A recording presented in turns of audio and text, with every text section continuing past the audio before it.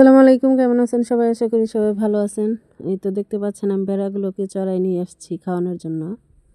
তো কিছু দূর দেখতে পেলাম একটা চাচা চাচি ধান খেতে এরকম ইঁদুর গর্ত থেকে ধান উঠাচ্ছে।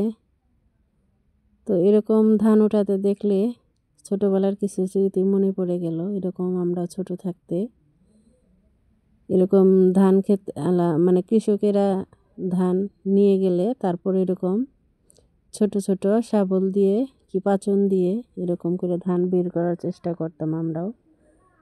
যেহেতু আমরা ছোট ছিলাম, পুরোপুরি পারতাম না, একটু একটু ধান বের করে আমরা অনেক খুশি হতাম। তো দেখতে পেলাম এই রৌদ্রের ভিতরে চাচা চাচি এরকম করে খুব কষ্ট করে ধানগুলো বের করছে। চাচাকে আমি বললাম যে চাচা আর ছেলে পেলে নেই। চাচা বলল যে আমার 5টা ছেলে বিশেষ কাজে এক একজন মানে নিয়োজিত আছে আর কি।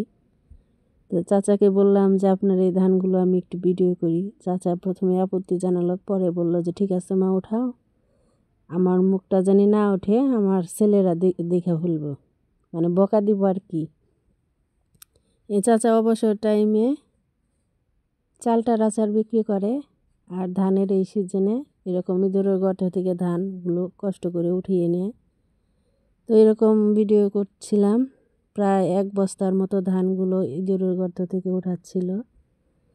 তারপরে চাচা চাচি চলে গেল দূরে আরেকটা খেতে। আমি এভাবেই তাকিয়ে রইলাম চাচা চাচির দিকে। অনেক কষ্ট লাগলো, বেশ অনেকক্ষণ ধরে আসছিল।